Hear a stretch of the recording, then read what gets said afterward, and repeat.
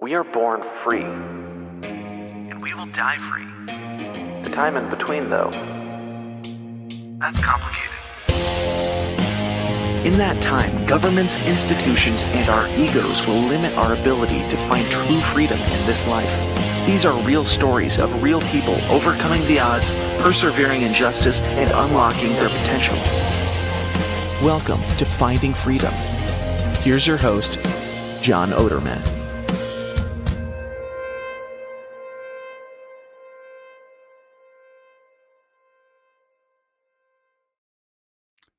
What is up, everybody? Welcome back to another episode of Finding Freedom here on the Lions of Liberty Network. Great to have you with us for another episode. Going to have a great interview with a friend of mine, fellow entrepreneur, guy who owns a couple businesses. I will introduce him in just a moment. But before I do that, I have one announcement and then a reminder. So first, an announcement. Brian and I have decided that we are ending. No, I'm just kidding. We are going to have Christmas mugs this year. Lions of Liberty Christmas mugs for the first time. We've talked about it in years past, but it never kind of came to fruition. Former guest and friend of mine, Jason from Horrible Designs, is putting the mugs together for us. And we're going to be gifting out the mugs to our longest running Mufasa level Pride members. So those who are $25 and up a month will get the mugs for free. But we're going to have a limited amount of extra mugs after that. So what we're going to do is anybody who either converts their Pride membership, their Patreon membership from monthly to annual, if you do that, you'll get a mug. Or if you just sign up as an annual Pride member, you'll get a mug. And we'll just go until we run out. And I'm not going to tell you how many it is, but it's not a lot of extra mugs that we have. But of course, you can join the Lions of Liberty Pride by going to patreon.com/Lions of Liberty or lionsofliberty.locals.com. If you really do want to join on Locals, we'll figure something out for a way for you to get a mug. It's a different payment structure. But if you really want a mug and you really want to join on Locals, just send me an email, john@lionsofliberty.com, and we'll figure out how you can kill two birds with one stone. All right, so let's introduce my guest here today as I bring him on screen. My guest today is Stephen Fox. Stephen is an entrepreneur. He's a photographer. He's got over 30 years of photography experience.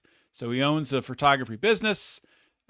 He also owns a coffee business. You've probably heard of Fox & Sons Coffee. That is Stephen's coffee. If you're at all into the libertarian podcast scene, you've probably heard about the delicious Fox & Sons coffee, which he started out, which I love this part about it, started out in order to pass on, some entrepreneurial values to his sons. So Stephen, welcome to Finding Freedom, man. Thank you, man. I really appreciate you having me on. It's Yeah, kind of cool to actually be on. I've been listening to you for so long. It's kind of fun to be a part of it. It's cool. It's cool to have you here. But you were on Mark's show, right? Yeah. Not on Lions of Liberty, but on the Mark show, right? I killed Mark's second show. Was the last one he did. So were you really? I think I was. I think he might have done one after that, but right after that he's like, "Oh, I'm done." I was like, "Oh, great! I killed your second show too." That's hilarious. Yeah, that was great. So no, I was on Mark's show. I actually started advertising with Mark right when he started that show.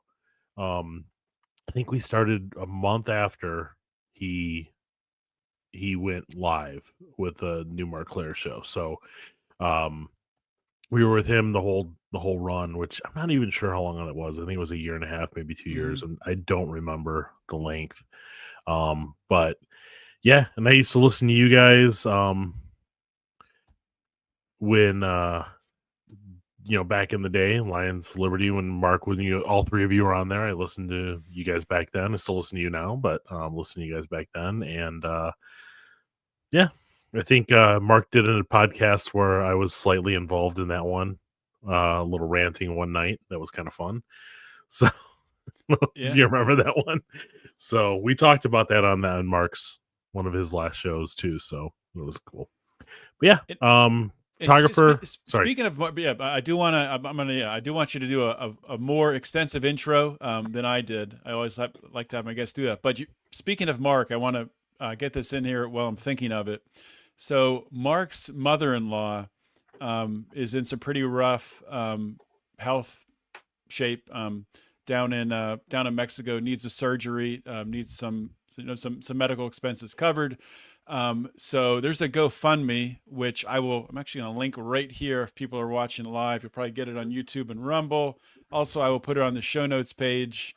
Mark's obviously a good friend of mine, and we were obviously business partners for a while with Lions of Liberty, but I mean, we've been friends for decades. So if you can help him out in any way, even a few bucks, that would be tremendous. So I just wanted to let people know about that. But to get back to the show, to get back to you, he's really quick. He's only 7,000 away from hitting that goal, which is awesome. It's pretty amazing. So yeah, it's cool. So I just pulled it up. Sorry.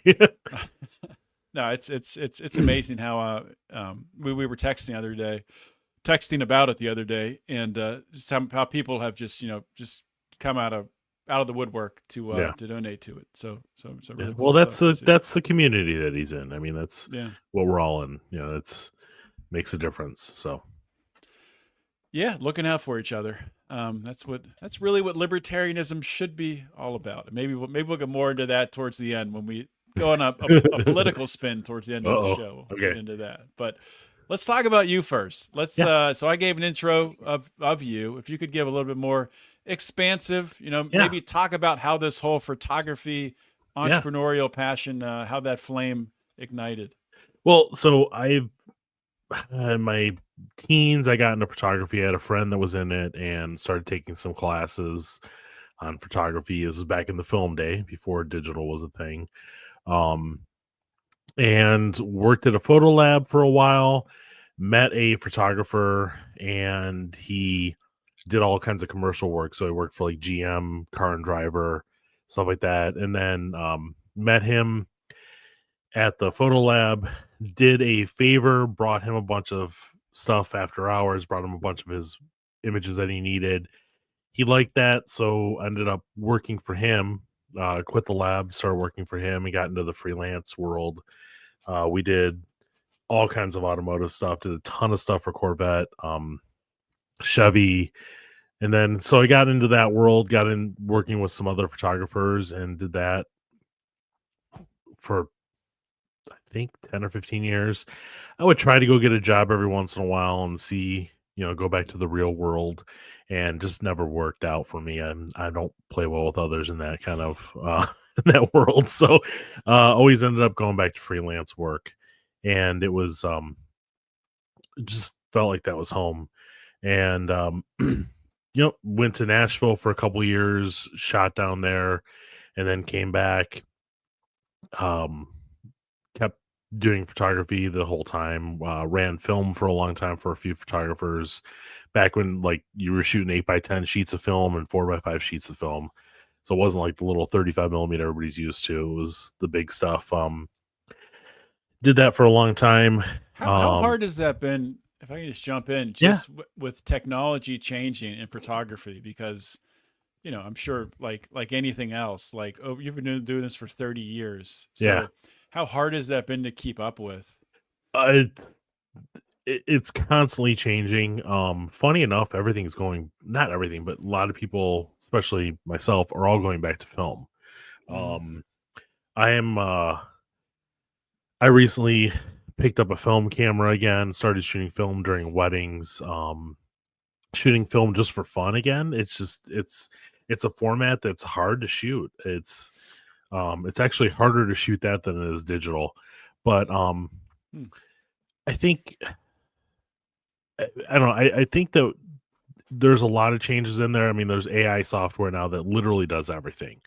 I have the software I use, like, if you got someone in a portrait and their hairs are, you get like wild hairs going around here and there. it literally just pulls it out. Like you don't see it. Wow. It's a slider, and it's amazing how quick it is. That's stuff that would take hours of retouching back in Photoshop 1. But then before you would pay somebody to literally airbrush it out of an image. So it's it's hard to keep up with it. Sometimes I just hire out stuff like that, but yeah, it's hard to keep up with it if you don't want to put the time into it. You just won't keep up, and you won't be able to do it. So I guess the airbrushers union doesn't have the same power as the longshoremen. yeah, right. Yeah. No, I mean, it was an art. It was an absolute art. It was beautiful stuff that they did. So, but yeah, Photoshop, when that came on the scene, I worked on Photoshop from Photoshop 1. We worked with a guy. We were one of the first people to do like a 360 and did it for GM. He had pitched GM this crazy job of like, we're going to get a turntable. We're going to put the car on a turntable. We're going to shoot it from 3 different angles, and we're going to spin it 10 degrees, and then we'll put everything together. And it worked. And he made an incredible amount of money doing that. And I worked for him for a long time. So we did those. We did it. I did it for another guy. We did a bunch of Ford stuff doing the same thing. And so you just kind of get to work with people that teach you. That was the best part about assisting a photographer, not just picking up a camera and going, "Oh, I'm a photographer now," which is what happens nowadays. But working for somebody, you get paid to learn what you're doing. It's that old apprenticeship idea that I think we should have again. I love that idea of stuff. So just, yeah, I don't know if that answered your question. Sorry, I tend to ramble. I don't even remember the question, but I think it answered it. How do you keep up with stuff? Oh, yeah, that's right. Yeah. But yeah, so it's there's a lot involved in photography now, and it's a lot different than it used to be. But I mean, the skill is, can you light something well?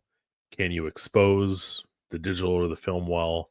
And how do you make that image look better than just snapping a picture? And so that's the biggest difference. Because I would think, because it has become, I don't want to say easier, but I guess the technology does make it easier, right? So, oh yeah, it's easier because more people with less skill and expertise are probably in the field now. So how is it competing with that? It's hard. It's hard to compete with that because you'll have. This is gonna sound bad. You have a bored housewife who takes great iPhone pictures, and then she goes out and buys a really nice camera, and it lets AI edit it for her, pays somebody else to edit for her, and now she's a photographer. And you have that going on all over the place. And I mean, it's the same thing with, I think a lot of other industries deal with it. It's what happens is when you get all those people in, it tends to lower the price of the art, of the craft. But then you deal with that and you move on, and you either get out of the business or you get past that point. And it takes a while to get past that point, and you have up years and you have down years. And right now I'm in an incredibly great up year. I've had 3 or 4 years that were pretty lousy after 2020. So yeah, because you actually, I mean, we've talked before, on the side, but you went away from photography for a little while, right? Yeah, a couple times. Yeah, a couple times I got out of it. And again, I don't play well with others, so doing a job where I have to answer to a boss is not something I'm skilled at.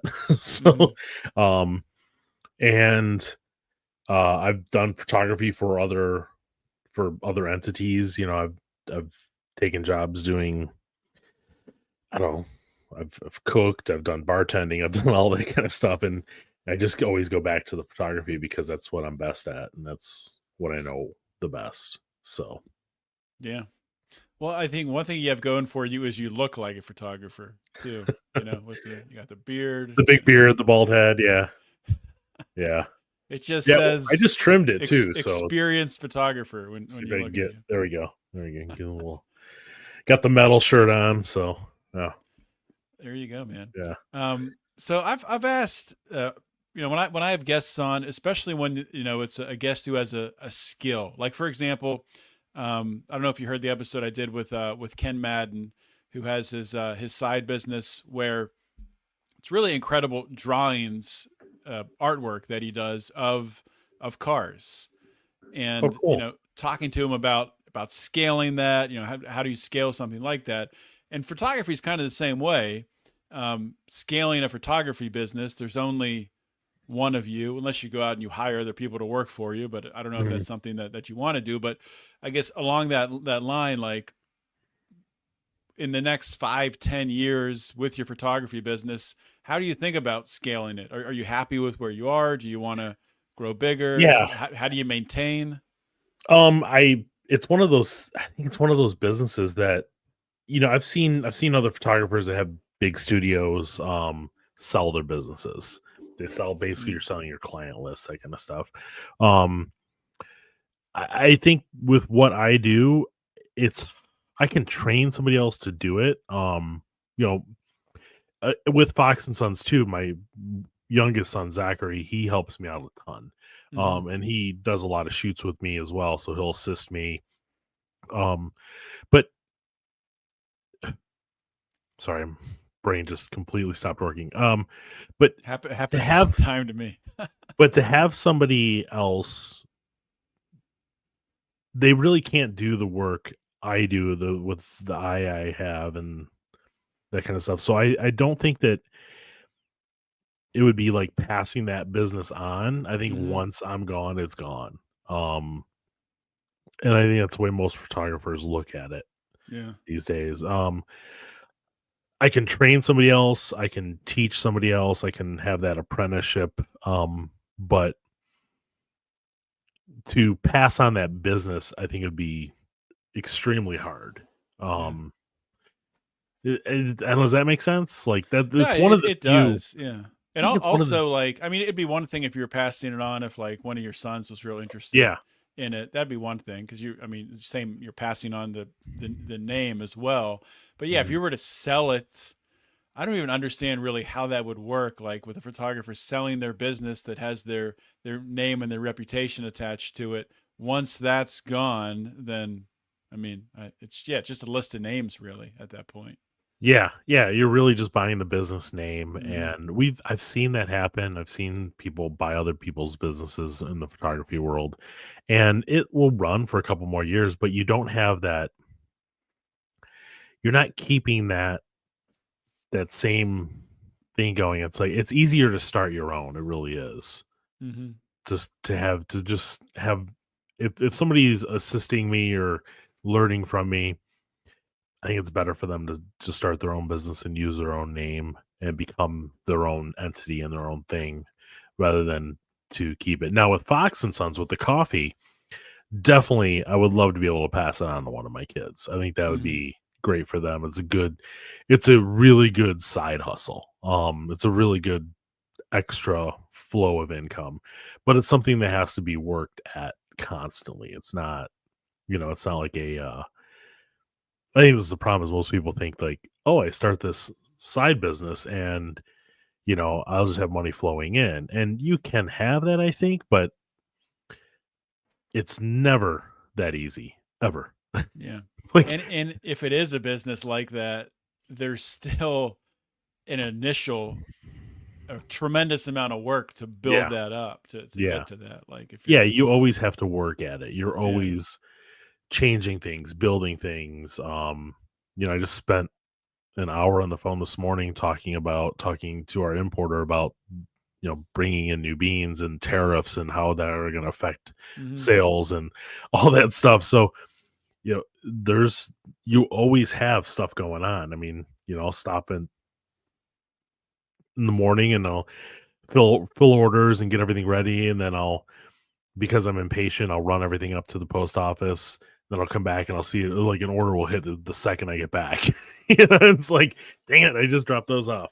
But I mean, you're always working. Whether it's social media stuff, whether it's doing a market, whether it's you know looking through your emails and finding people that haven't ordered in a while. So you're always going to have that work involved in whether it's a side business or your main business. Yeah.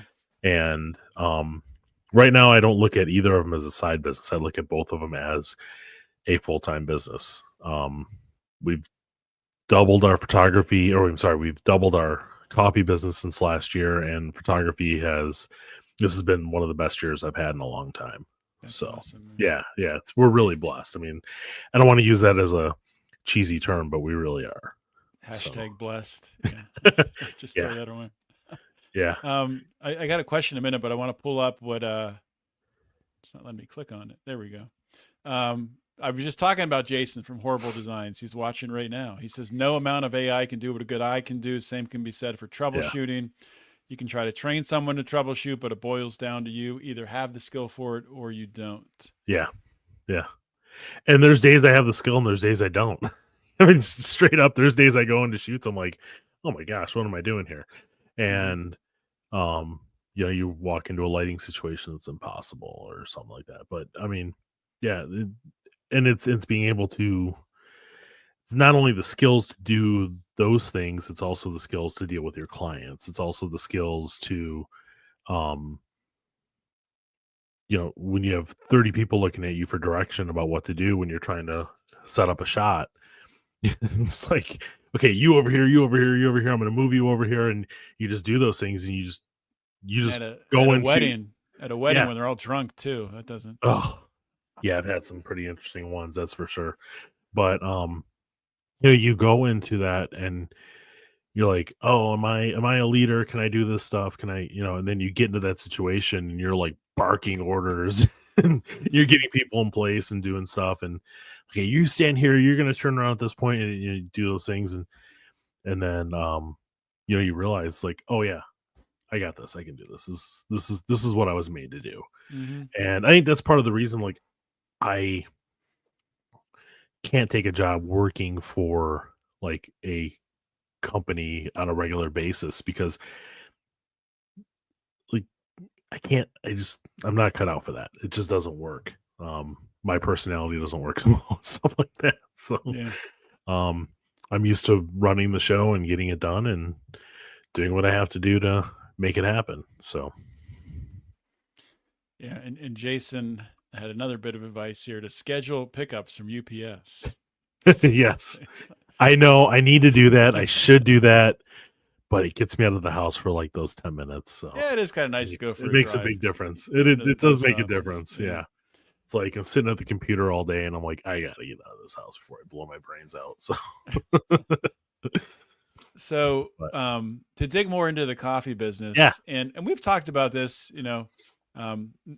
offline before because I ventured down the drop shipping coffee. Different models though. The way that you have it set up with a local roaster, I think is better than I did with a roaster, which was on the other side of the country. Mm-hmm. But the coffee business is hard. I mean, it's small margins.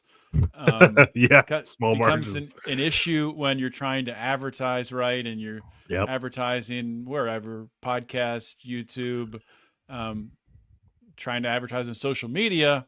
Sure, you might sell some coffee, but you look down and then, well, I just blew my margins spending my ad budget to I've done that plenty of times. So let's talk about why the coffee business? Why did you decide to make that plunge? Twofold. The first thing was I absolutely love coffee. And it's kind of funny since I've started the business and up until this point, like I was drinking a ton of coffee up until about a year ago, and I've cut back massively on my coffee intake. I find I sleep better when I don't do that. So anyways, the two things was I wanted a secondary income that I thought was not going to take up too much time, but that was completely wrong on that one. So I talked and I wanted, I really wanted organic. I really wanted, a good person to do business with. And I had two people I were talking, two roasters that I'm talking with, and the one I really like, I love their stuff, but it was just I felt like we didn't fit immediately. But I love their coffee. They have a great product, good people. And Um, how did you find the roasters? Just local to there were you? people. Well, the first one, the one I ended up not using, no, they weren't local to me at all. There was someone who I was when I was worked for a distributor for wine, and I'd see their stuff in stores, so I bought it a couple times and really liked their stuff. So I just called them. I'm like, "Hey, Hmm. would you guys even consider something like this?" Blah blah blah. We talked for a little bit. The amount that they were wanting me to buy per time was insane. It was like start out was like 10 grand, that I had to Yeah. drop, and I'm like, I don't even know if I can sell that. I don't think I can sell that fast. Um, So then I found somebody to design the label. I wanted the Fox and Sons name. I wanted that old timey family name kind of business, something you would see in Hmm. the 50s or so. I really wanted that. So came up with the name Fox and Sons. Found a friend of mine who I've grown up with. His guitar player in his band is a designer. We talked about what we wanted. He threw a bunch of logos at me, and I hated all of them and combined two of them to get what we wanted. So I didn't hate them. I just didn't love them. Hmm. So we combined the two to get that look with that marquee name and all that stuff, and we really wanted that. So got that done, and then I was talking with him, and I'm like, "Yeah, I'm thinking about going with this company," but when he's like, "Well, talk to my friend here," and so I called him, went up there, we sampled a bunch of stuff and put together some roasts, and just really love the guy, and he's just super cool. Like, I've had it where they've been like, "Oh, hey, we shorted you one bag on this," and I haven't noticed. He's like, "We're gonna ship that out right away." I'm like, "Oh, Yeah. stupid." Let's That's get who it the you want to next time. do business with, Yeah, man. and That's just good. super cool guy. Really amazing person. And he had the same values that I did on the fact of wanting to have the best product for the customer, both taste wise and um good for you, like not full of chemicals, not been sprayed with all kinds of crap. So we really gelled on that, which funny because 10 years ago I probably wouldn't have been that like cared Yeah. about that at all. But I really wanted that. So anyway, so we got him. We started out with two roasts. We started out with our dark roast and our light roast. And I think I told this story before, so it shouldn't be too much of a shock. I was like, "Oh, I'm gonna order, get all this stuff here." I was advertising with somebody and had everything ready to go. I was like waiting for those orders to hit and the advertising hit, and I'm like, crickets, like absolute crickets. And I'm like, "What the heck?" Like, guy has like a couple thousand people in his audience. Why am I not getting orders? What's going on? And it was like, okay, change. What do we have to do to make this work? It was like farmers markets. Go to a farmer's market. So I hopped into a farmer's market. It was literally the last day of the farmer's market. So it's cold. It's kind of crummy out. There's maybe 10 people at the farmer's market. I set up the table, get everything out there. I think I did 9 sales and I was ecstatic. I was like, I sold 9 bags. I was like, I'm making all kinds of money. Um, and it was like, okay, I have to completely change the way I'm doing business because this model of just advertise on a bunch of shows is not going to work. Um, it's part of it, but it's not going to be the whole thing. It's not going to be the only way I do business. So, uh, next got the next year set up. Started doing. I think we did some Christmas markets that year. I'd have to ask my wife; she'd remember better than I would. Did some Christmas markets. Did we finally started getting some online orders? I was advertising, I think, with like, geez, like 6 or 8 people. I can't remember. At the time, I'm like beg borrowing everything. I'm like, hey, I'll send you coffee. Just advertise for me. Just mention my name. Like, don't even have to do a full ad. Just say, hey, Hmm. order Fox and Sons. That's it. And I was able to cut some deals with some people. Um, and then got to the point where I was actually selling pretty decently. Started working with Mark. That was, I think, I don't remember what year that was. I think it's kind of a Probably blur right wasn't that now. long ago. I mean, it was probably what, Uh, 2022, I 20, would say. yeah, probably Yeah. 22. Okay. It's So that weird would how have, like the last 4 years feel like oh, 10 years. It's it's well, they strange. feel like 10 years, but it's gone by in a blink of an eye, hasn't it? Like, Yeah, it's yeah. just crazy how quick it's gone by. Time's a strange thing. Yeah. Yeah. So, started advertising with Mark, doing some other people's shows. And, okay, my wife just texted me and said 2022. So, uh, Nice. so she's listening apparently. So we, got that going. And again, we just started every way we could get sales. Like I was jumping in every single farmer's market. I think the first summer I did farmers markets, I think I was doing almost 7 a week, like 5 to 7 a week, So, question plus about working full time. farmers markets. Yeah. I'm sure it's different states, different Yeah. places. So, some farmers markets have like a rule that you have to actually like roast the coffee Yeah. yourself. Yep. Yeah. Is is that something that yours had, or is there a way to get around I that? haven't run into that yet. Yeah, So okay. we just don't ask, don't tell. Going back to the Clinton era. So yeah, but I'm down. Like I was doing tons of those markets. A lot of them didn't care. They just wanted somebody there selling something Exactly. because they Yeah. don't have anything. Um, They might say that outwardly, but really they don't care. Yeah. yeah, yeah. And so then we started doing the markets, pushing stuff that way, getting some orders from those market orders. Not as much Mhm. as I would love to, but we were getting those. Between that and then the advertising. I mean, it's like I think there was one point where I had 12, 13 shows pushing our stuff. And Mhm. I mean, some of them I never saw orders for. Like there were a couple people that we never saw one order for. But it's like I love the guy. I want to support their stuff, so I'll keep sending him coffee, and he'll keep saying my name. And maybe they hear it on that show and then order it from the other guy because I don't know. So, but so yeah, so we started doing that, and then we built up. First year was a really good year. It was way better than I thought it would ever be. Well, first full year, let's put it that way, was really good. Didn't expect it to be as good as it was. And then this last year has just been insane. Nice. We've really the online orders are where I was hoping they would be. You know, we're pulling in maybe 40 orders a month. I'm not sure. We got the subscriptions going, stuff like that. So we're able to move some good coffee. Um, But let me ask you yeah. this. So when you started out, you probably had like a business plan, No, God, no. and or like you probably had an expectation Yeah. like, Oh oh, yeah. I'll have X amount of orders per month from online sales Oh from these yeah. Oh yeah. podcast ads. I mean, it's just it's isn't it crazy though? Like once you the way things like actually occur in real life are so different than the expectations that we have. Yeah, but that's how you learn. Exactly. I mean, that's the fun part. That's how you learn. Like, yeah, it sucks in the moment when you've like, I spent.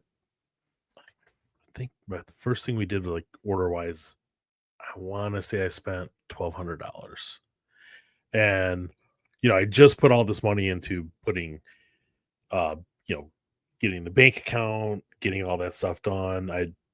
Um, designs, all that stuff, and then like I ordered $1,200 of coffee, and I hear crickets. Hmm. It's like, oh crap, Um, but yeah, that's the fun part is that you're like, it puts you on your toes. It makes you think about what's going on, and you know, I could not do the amount that we're doing without my wife. She has been super supportive. Uh, like, hey, can you go do this market for me? I can't go do this one. I'm at this one. And she hates doing them. She doesn't want to do them, but she goes out there and does it for me.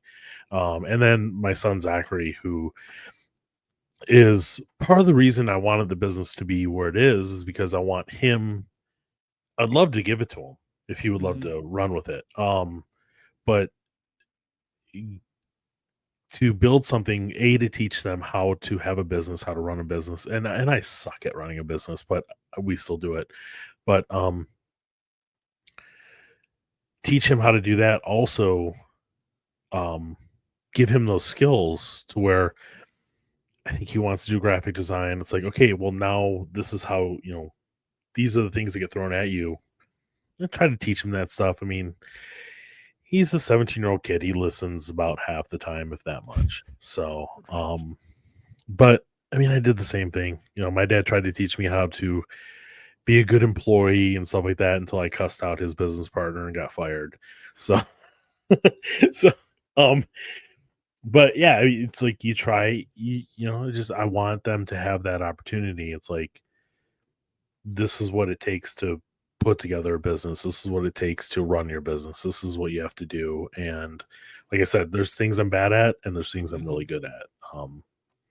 And hopefully he gleans some of that off there. So I want to point out a couple of things. I was taking notes when you were kind of going through your story there, and I think there's some really awesome takeaways. So you talked about at the beginning when I asked you, how'd you find your roaster, that it was just a coffee that you liked, that you found when you were working as I think you said wine distributor. Yeah. And you just called them up. You took action.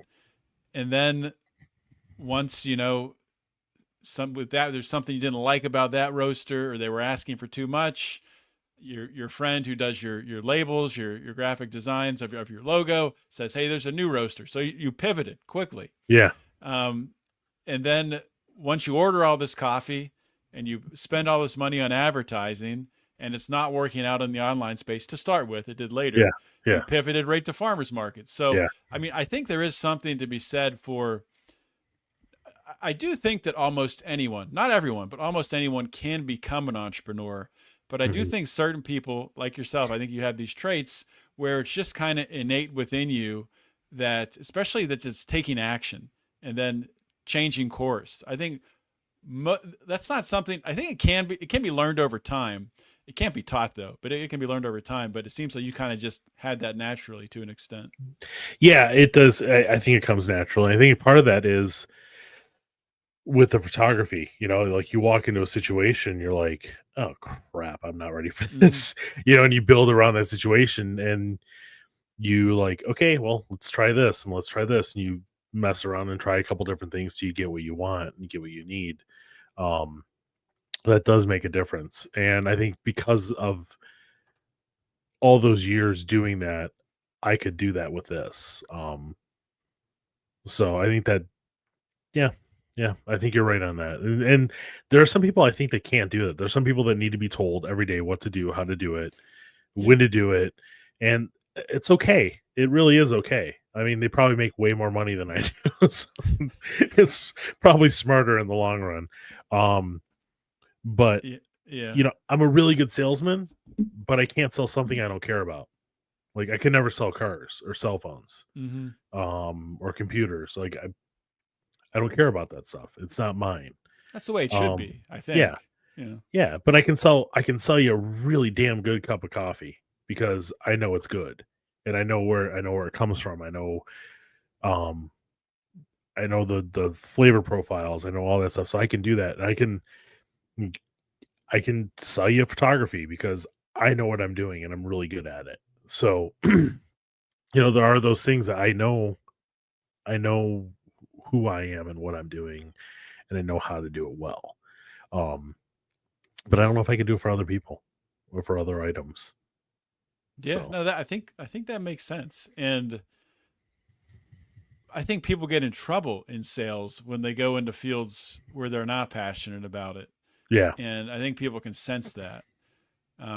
Maybe there's some people who can somehow sell anything. I think there's probably like unicorns who can kind of just do that with almost anything. But I think that's probably a pretty rare trait. But your wife chimed in. She says that you're better at running a business than you give yourself credit for. So thank you. That's a good wife on here. Yes. on the podcast here vouching for you.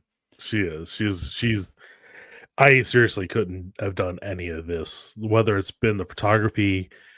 I'll tell you a great story about her. So one of our very first weddings we had, she was assisting me, and I turned to her and I handed her a camera, set everything at it, and I'm like, point the camera that way and just take pictures. And it was 3 years later, 2 years later, she's shooting her own weddings. I mean, so she's Yeah. brilliant at being able to pivot as well. So, and I think she could have had a really good career in that, but she's different calling for her. So, I like where she's at now. But yeah, I couldn't have, whether it's the coffee or the photography or even raising our kids, like without her, no, wouldn't have happened. Like she's the best. So It's so important in life, looking at it from either side, husband or wife, for the women listening out there. I mean, to have someone supporting you, like what I've gone through over the past, what is it, 3 months now since I was laid yeah, off, and I've had the full support of my wife, pursuing, these different things I'm doing from an entrepreneurial standpoint. I mean, it's just amazing. It's incredible to have that. And I've mhm, done the same thing, same thing for her. Is yeah, she used to work in restaurants and wanted to get out of that, and I've supported her. yeah, But that's what being married is all about, man. yeah, yeah. So I mean, like, my wife has a really good job right now. Like she has an excellent job, and she, worked really hard to get where she's at. She mhm. went to school. When she went back to school, got her degree, took a job that was a little bit not beneath, but a little bit lower than she probably could have started at, and then worked her way up. And she's, like I said, she's awesome. She's doing a killer job. So, Yeah.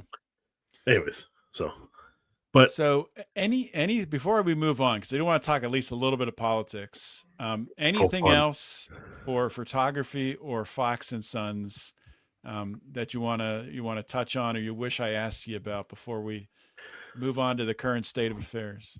Well, with the photography stuff, if you are in Michigan or close by, check out my website. Let me know if you have anything you want shot. So, um, check out my work, see if you like it. But And they can find that at it's you have to show it. It's stephenffox.com. People don't put the F in there, and then you get Rick rolled. And I think my sons did that. I'm not really sure. Um, but Stephen Fox was taken, so I had to go with the F, my middle initial. So um yeah, so there's my website for photography. We do travel for weddings, all that stuff. So yeah, so we do everything, commercial work, we do weddings. If you look at my Instagram, I have probably 5 Instagram pages. I have a wedding page, I have a film page, art film, like not like movies, but like film photography. Then we have my portrait page, and then I have a commercial page, and then so I have a bunch of pages for that. And then Fox and Sons. I need to put together. I didn't do a coupon code for you, but I need to put together a coupon code. So I will do that one. But if you do it before Monday, I can just put it at the top of the podcast. I'll do it. I'll do it tonight. I promise. Okay. But yeah, I got home and made dinner and forgot. So,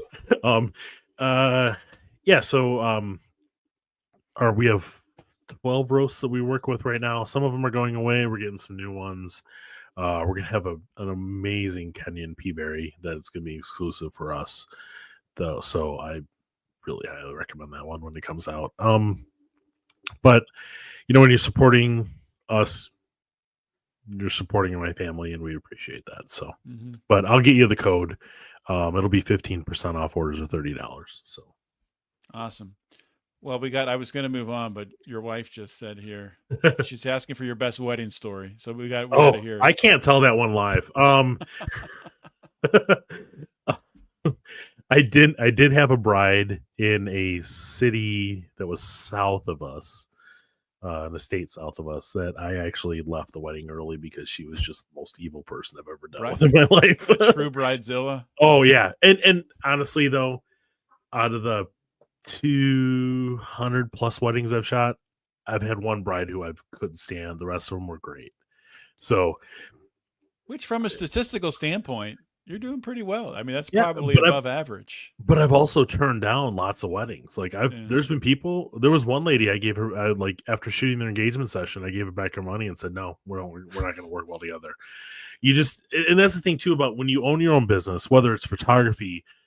There's been places I've gone to sell coffee, and like, nope, this is not the place for me. Mm-hmm. You have to know, like, it's not about the sale, it's about the kind of clientele you're getting, who you want to work with, whether it's doing graphic design, whether it's doing photography, um, whether you have a consulting business. There are people you do not want to work with, Mm-hmm. and you don't take that work. Like, yeah, you might be turning down $2, $5, $10,000, but in the long run, it's going to be better. And I just learned that lesson again. I took a job from somebody who I knew I shouldn't have taken it from. My wife told me, don't do this. One of my really good friends that's been in photography as long as I have told me don't take the work, and I took the work, and I should never have taken the work. So yeah, it happens because sometimes you see those dollar signs, but that's the biggest thing is knowing. I think that like knowing who your clientele is, knowing who you Mm-hmm. want to take work from, and then being able to say no, even if you want the money, saying no. So Yeah. sorry. No, I think that's really good advice. Yeah. And Yep. I think it's almost something that has to you have to learn it the hard way. It's almost Yeah. impossible to just learn that without making that mistake, because we all have pride, we all have egos. We think, oh, I can work with anybody. Well, I don't know. No, I know I can't. Find out. I know Yeah. I can't. I'm that's not me, man. I am Yeah. not a there are some people that you just literally can't work with. Yeah. So found that Um, out once with a certain party. well, that's true. Yeah, that was a learning experience. That's a good transition. So Yeah. here we are. Donald Trump is President-elect Donald Trump, and former President Donald Trump will be president again. How are you feeling about the election? How are you feeling about, the way it went about with Trump winning the popular vote? Where's your head at? I am so excited over this one. I'll tell you what, Donald Trump running in 2016 pushed me into the Libertarian Party. Mm-hmm. And then the Libertarian pushed me out, but Donald Trump running in 16 pushed me in the Libertarian Party. I thought he was a horrible person.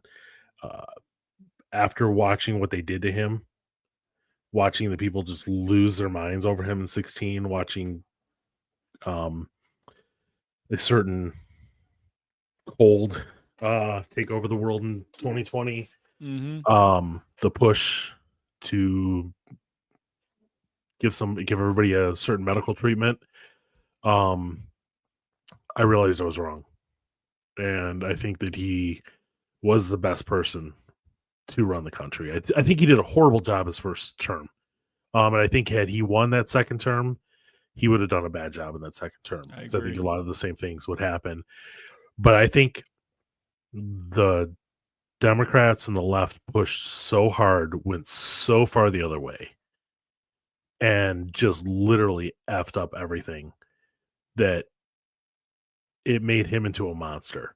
And they're going to reap those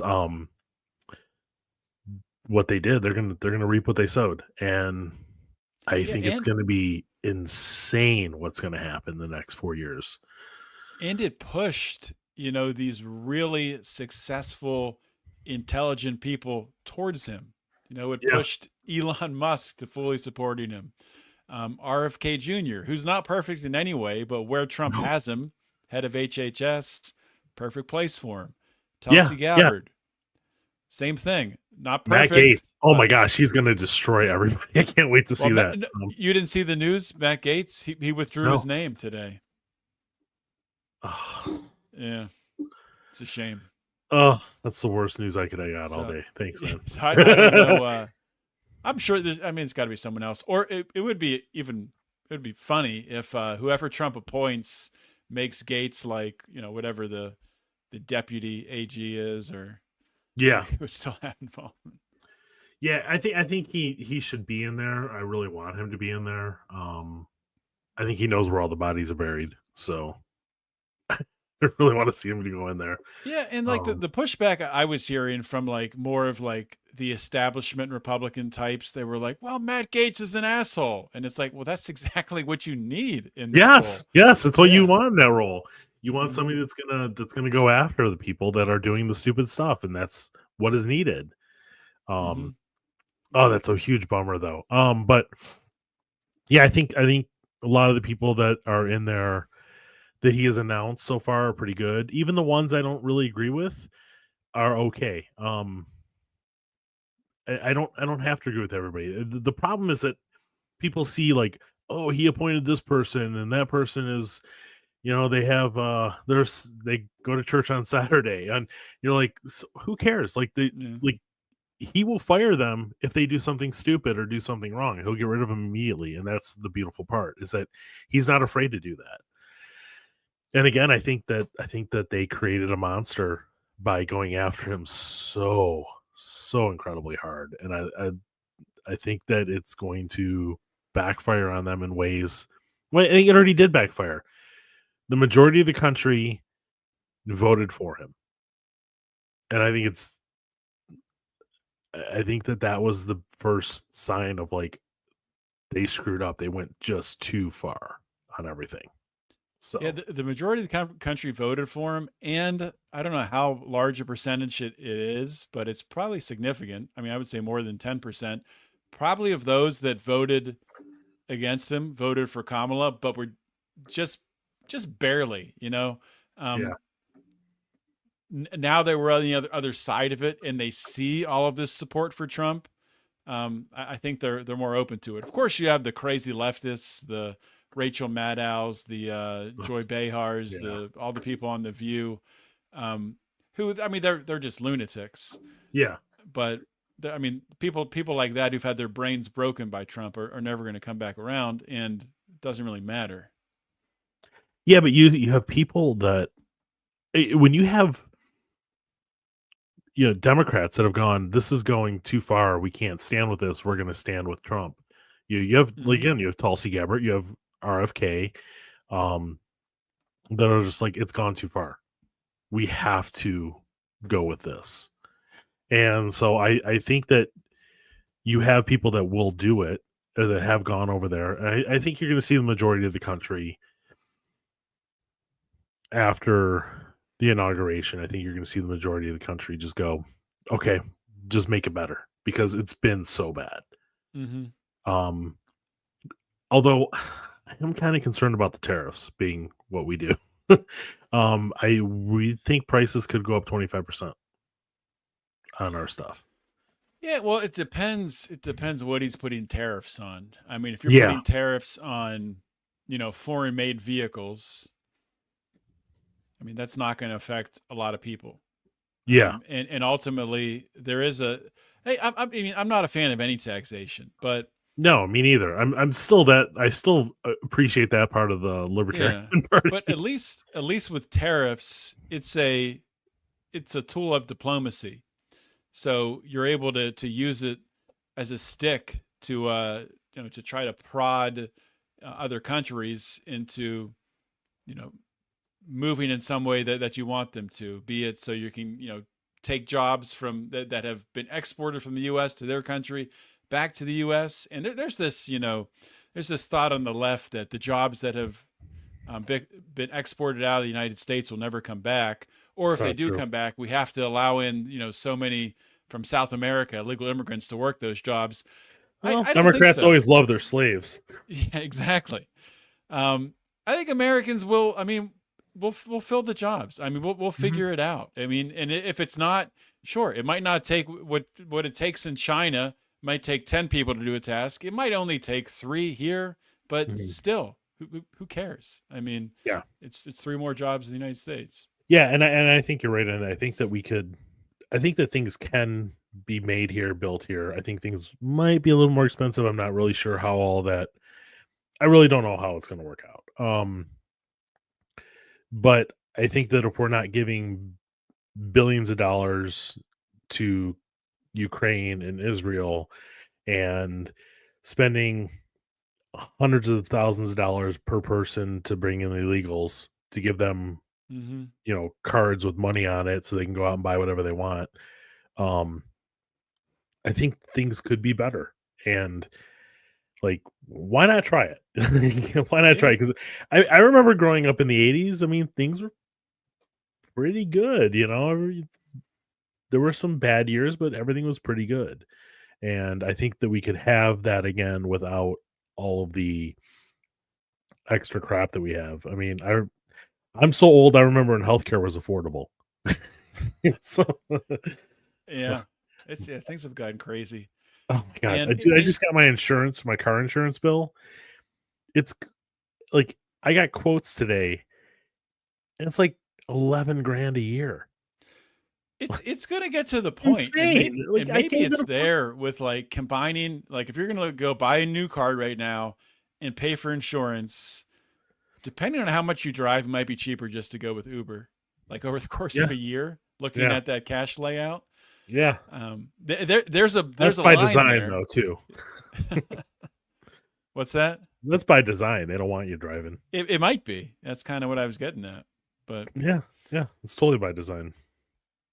But yeah, so I still have my conspiracy hat on, even though I left the LP. So it's yeah, well, okay. you have to. I mean, because It's we've fun. been proven right over just over the past couple of years. The amount of conspiracies that have been proven out, it's just happening in front of our faces. Like, Yeah, the amounts of truth. I mean, like, yeah, it's like, it's like, well, I mean, yeah, how many times are we going to see that stuff is actually happening and then have the elites or the government go, no, that's not really happening. And we're like, we can all see it with our own eyes. I mean, like,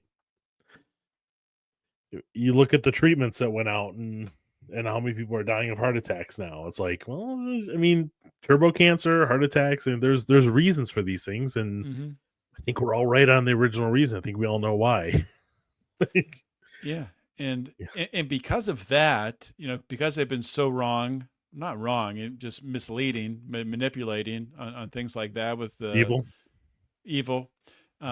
And what they've said about Trump, calling him a Nazi, saying this ridiculous stuff, comparing a rally he has in Madison Square Gardens to some Nazi rally in the 1930s. Not Like, even in the same building. Not even the same yeah, building. the old Madison Square Yeah. Gardens. It's insane. Like, how can anyone believe anything you're saying, even if Yeah. you're saying something that's truthful? Like, why would people believe you? Yeah. So the media's lost all of their credibility. And one beautiful thing I did see, and I don't know how true this was, but I did see it on Twitter today or X, whatever it's It's called. true then. If it's on X, it's true. Yeah. But that Trump was going to open up the press pool to some podcasters.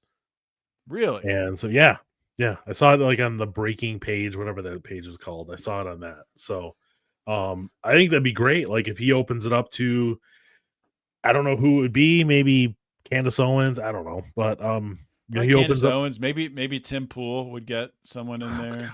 gosh, I can't stand Tim Pool, but I I'm can't believe just I watched him, but thinking of names. yeah, no, I understand. But yeah, so yeah, you have those guys in there. Maybe maybe we get some maybe we get some good press. We could actually get some honest people in there. hmm I mean, it's been proven over and over again that you can't listen to, I would say 99% of the mainstream media is all BS. Like I don't know one person that's actually intellectually honest in the mainstream media anymore. Or the corporate press or the, I don't know what's the word of the day. I don't remember what the new word Yeah, is. So they're all just evil, like the word you used a little yeah. while ago. I agree with that, and I'm kind of torn depending on the personality, the individual we're talking about, Mhm. if they are outright evil or just extremely stupid and insulated in an echo chamber. We were talking about this a couple weeks ago with my guest Brian Engelman. Um, I forget, we did mention a couple actual names, but I can't remember off the top of my head who it was. But it's like, is this person? Do they know that they are actively misleading the American public intentionally, which would be evil? Or like, for example, in this, like when you have all these MSNBC and CNN hosts along with Barack Obama and Joe Biden, who kept repeating the fine people hoax Yeah. when it was so obvious that it was a lie. All you had to do had was watch 2 minutes of video you just to know it was a lie. rewinded 30 seconds Yeah. and he disavows white supremacists. It's crazy. And that one, it's people are still saying that. So Yeah. are they just that stupid and that insulated that they just stuff can't get into them in order to break through that bubble that's around them? I don't know. I believe that the people that are listening to it are that stupid. The people that are pushing those lies are that evil. Yeah. There's no in between. There's absolutely a Rachel Maddow who knows she's lying. Like, come on, it's there's no there's no in between. I mean, like, and they still can't understand why they lost. They still have no idea why they lost. They still think that he's Hitler. I don't know, maybe they believe their own lies. I'm not really sure. I really don't know.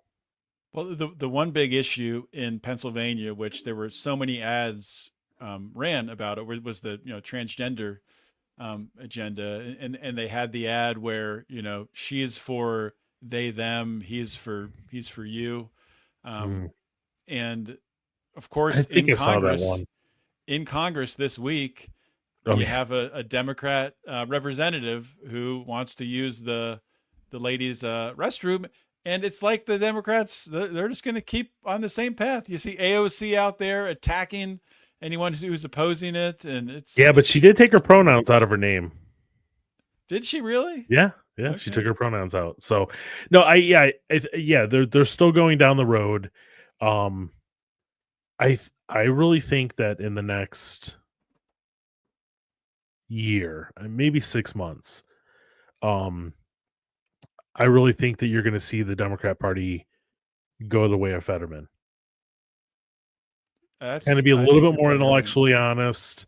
I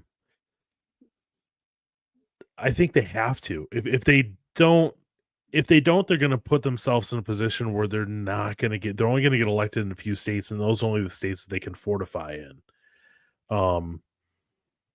And I still think that. I mean, is it Pennsylvania? They're still counting. Like, and it's illegal counts. Pennsylvania, and it's there's criminals. The Democrats were come to Michigan, man. Come to Michigan. All these blue states. Well, I guess they went red though, so we can't call them blue states. They went red, but they fortified a Senate seat that should have gone red. Yeah. So what they were doing in Pennsylvania was they were counting illegal votes. That's the Supreme Court had said these votes should not be counted because they weren't filled out right, or they had no signature, didn't have the right date, all these different things, and they counted them anyway. And they even said, like, the one commissioner's like, I'm doing this intentionally because you have to break the law in order to get people to pay attention. It's like, well, you're going to end up in some trouble here because the new Attorney General of Pennsylvania is a Republican. So see what happens. So this is the problem. Like, I want to see these people like pay, but as Jason Marinchuk from you know who I'm talking about. He did 2-Bit podcasts for a while, and now he's changed it to Now. Anyways, so Jason Marinchuk, he has this whole thought process on what's called the vengeful son, and it's gonna feel good. And he's right, and I fight with this, man, because I think I want these people to pay. I want them to pay. I want them in jail. I want them to. But it's like, I mean, I know that you're a Christian, and like, we need to forgive. There needs to be accountability for crimes. We need to forgive, but like, sometimes it feels really good to be like, yeah, I want them to pay in ways that are, and whether you like Trump or don't like Trump or still libertarian or not, like, whatever, we have to be really, really careful on wanting that vengeance. Yeah. And that's something I've been fighting with for the last 2 weeks. That's like, ever since the election, I really want,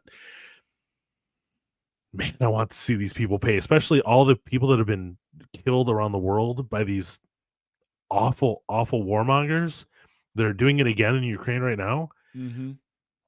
Like, they need to pay. They really do. But think if we go down that road, it could be very touchy, and it could cause a lot more problems than more good. A lot more bad than good. Yeah, and we're going way past our time here, so Sorry. we'll wrap this up soon. But no, I think the point you brought up there, and we talked about this on a couple of recent shows. I've talked about it, at least the same idea. Where, and I think the way that I think kind of taking two ideas and putting them together here, how you just talked about the media and how the ones who are doing the talking, the network heads, the talking heads, those ones are evil. The ones who are getting the message, they're just dumb or not able to critically think or whatever. Yeah. I think when it comes to vengeance, the ones you want to take vengeance against, or we should take vengeance against, are the ones who were evil, the ones who were, actually, signing the orders to send these arms to Ukraine, to drop the bombs, to actually sign their name, like Josh Shapiro did, the governor of Pennsylvania, on arms that went to Ukraine. Yeah. But at the same time, those who have been misled and have been really victims of psychological warfare over the past several years at the hands of the Democrat Party and the corporate press, those people deserve some grace, I think. Yeah. The people that you see literally on TikTok or Instagram screaming in their car after Trump wins, it's like, my first reaction was like, I'm laughing at these people, I'm sharing these things. Then I realized that's not the right reaction here. I mean, this is sad. I mean, I should be, being much more compassionate with these people, because they are really suffering. Like, and the funny thing is, like, I do a show with some other people, and we made fun of it for 2 shows. Like, we literally just showed those and made fun of these people, and I think you can do that, but I also think there's a point where you're like, hey, they are people too. Like, we do need to have some compassion on them, and and it's hard. It's because I don't want to have compassion on these people. They're calling me all kinds of names. They say I'm this. They say I'm a Nazi. They say I'm, it's like, I don't want to have compassion on them. But what else is going to separate us from the rest of the world if we don't do that?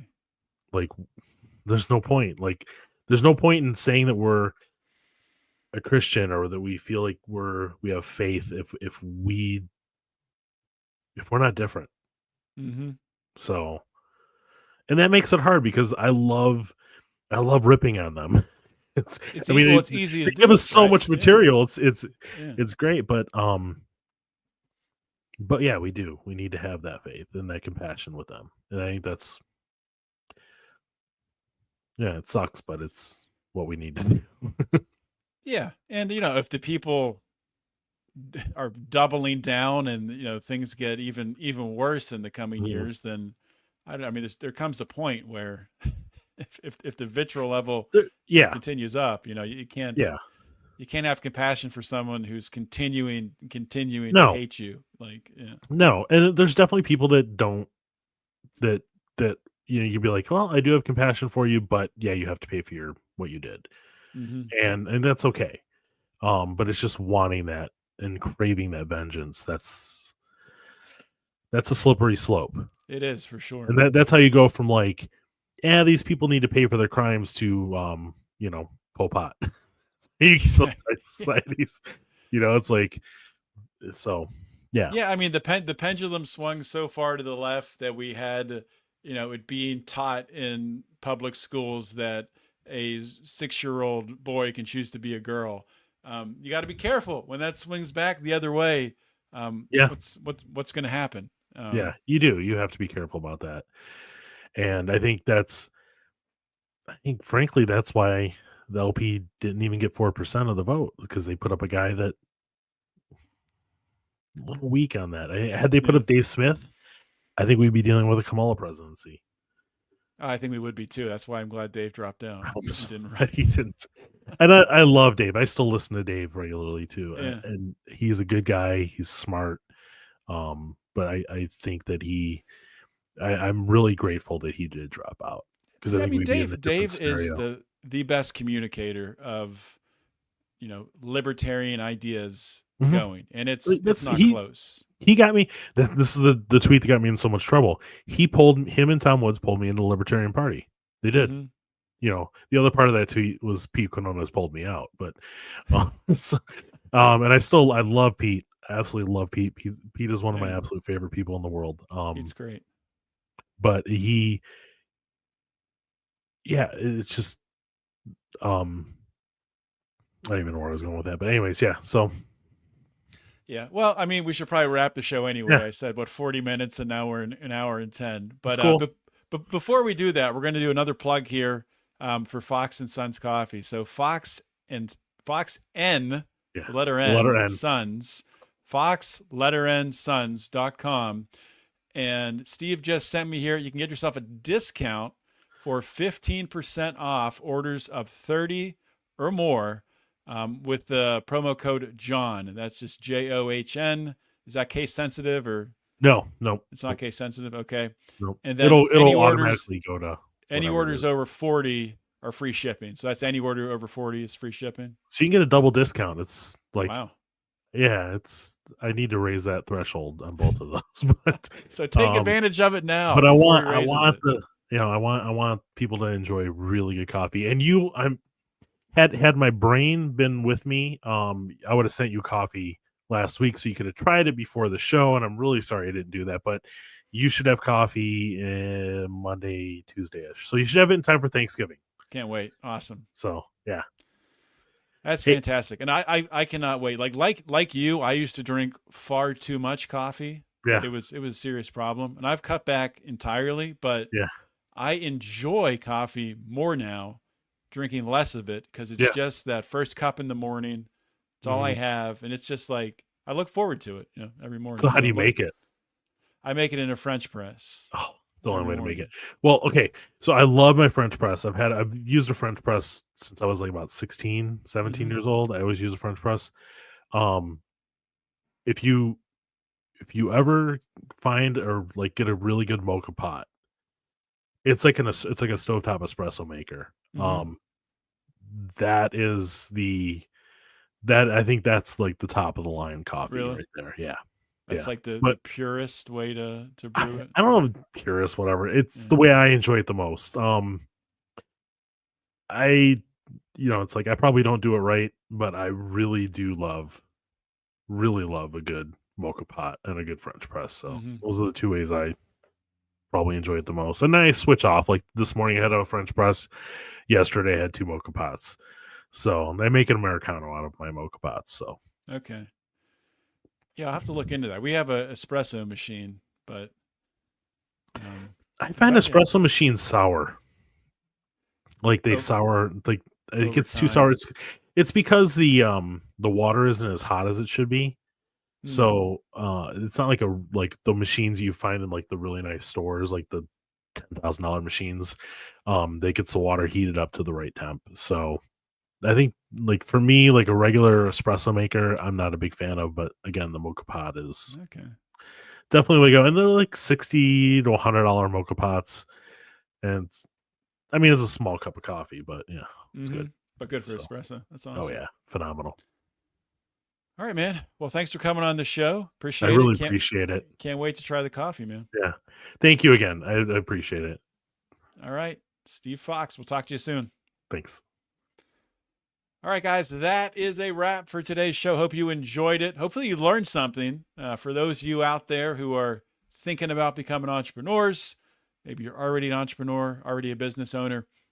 Hopefully you picked up some golden nuggets there. Hopefully you enjoyed at the end there the politics talk. That was a lot of fun, as it always is, to talk about the current state of affairs, because it's not all doom and gloom now. I feel like there's definitely a little bit of optimism in this world for the first time in a long time, which is pretty cool to see. So, all right, I'll just mention it again. The promo on Steve's coffee, foxandsons.com, discount code John for 15% off 30 or more. And also, if you order 40 or more, you get free shipping. And then I want to mention again, Lions of Liberty Pride if you want to get a Lions of Liberty Pride Christmas mug, if you either convert your current monthly Lions of Liberty Pride subscription to annual, we'll send you a mug. Or if you sign up with a new subscription as annual, we will send you a mug. And of course, you can go to patreon.com/Lions of Liberty to do that. With that being said, guys, I will be back again next week with another awesome guest to talk to. In the meantime, always remember to keep your head up and the fires of liberty burning.